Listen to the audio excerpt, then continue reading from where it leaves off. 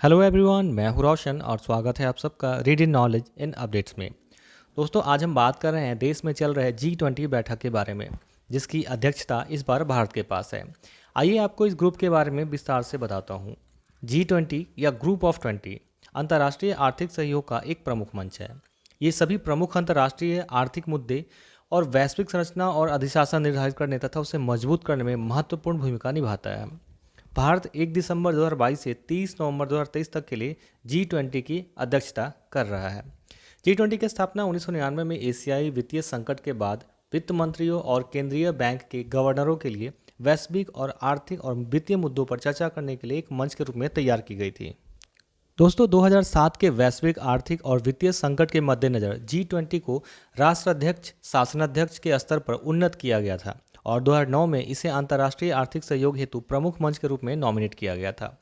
G20 शिखर सम्मेलन प्रतिवर्ष एक क्रमिक अध्यक्षता में आयोजित किया जाता है। शुरुआत में G20 व्यापक आर्थिक मुद्दों पर केंद्रित था, परंतु बाद में इसके एजेंडे में विस्तार करते हुए इसमें अन्य बातों को व्यापार, जलवायु परिवर्तन, सतत विकास, स्वास्थ्य, कृषि, ऊर्जा, पर्यावरण, जलवायु परिवर्तन और भ्रष्टाचार विरोध भी शामिल किया गया था।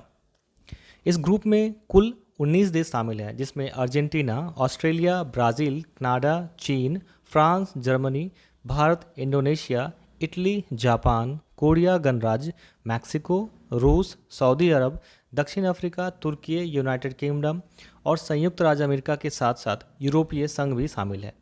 G20 सदस्य देशों में वैश्विक सकल घरेलू उत्पाद का लगभग 85%, वैश्विक व्यापार का 75% से अधिक और विश्व की लगभग 2/3 आबादी है। साथ ही इस समूह के कुछ अतिथि देश भी हैं, जिनकी सूची मैं आपको बताता हूँ। दोस्तों, अतिथि देशों की सूची में जो देश है वो क्रमशः Bangladesh, Egypt, Mauritius, Netherland, Nigeria, Oman, Singapore, Spain और UAE शामिल हैं। आइए बात करते हैं G20 की कार्यशैली के बारे में। तो दोस्तों, G20 अध्यक्षता के तहत एक वर्ष के लिए G20 एजेंडे का संचालन किया जाता है और शिखर सम्मेलन का आयोजन किया जाता है। G20 में 2 समानांतर ट्रैक होते हैं, वित्त ट्रैक और शेरपा ट्रैक। वित्त मंत्री और सेंट्रल बैंक के गवर्नर वित्त ट्रैक के नेतृत्व करते हैं, जबकि शेरपा ट्रैक का नेतृत्व करते हैं।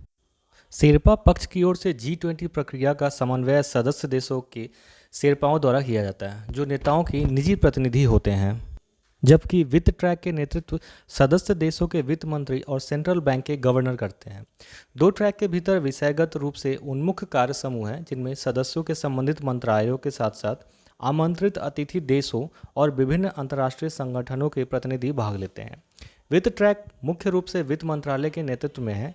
ये कार्य समूह प्रत्येक अध्यक्षता के पूरे कार्यकाल में नियमित बैठक करते हैं। शेरपा वर्ष के दौरान हुई वार्ता का पर्यवेक्षण करते हैं, शिखर सम्मेलन के लिए एजेंडा आइटम पर चर्चा करते हैं और G20 के मूल कार्यों का समन्वय करते हैं। इसके अलावा ऐसे संपर्क समूह हैं जो G20 के देशों के नागरिक समाजों, सांसदों, विचार मंचों, महिलाओं, युवाओं, श्रमिकों, व्यवसायों और शोधकर्ताओं का साथ लाते हैं। दोस्तों, आपको जानकर हैरानी होगी कि इस समूह का कोई अस्थायी सचिवालय या कार्यालय नहीं है। इसकी अध्यक्षता ट्रॉइका द्वारा समर्थित है। पिछला, वर्तमान और आने वाला अध्यक्षता। भारत की अध्यक्षता के दौरान ट्रॉइका में क्रमशः इंडोनेशिया, भारत और ब्राज़ील शामिल होंगे। तो दोस्तों, ये थी G20 से संबंधित कुछ महत्वपूर्ण तथ्य। इससे संबंधित अगर आपके पास कोई कुछ रोचक जानकारी है तो कमेंट करके ज़रूर शेयर करें। साथ ही अगर वीडियो पसंद आई है तो इसे लाइक, शेयर, कमेंट और चैनल को सब्सक्राइब करना ना भूलें।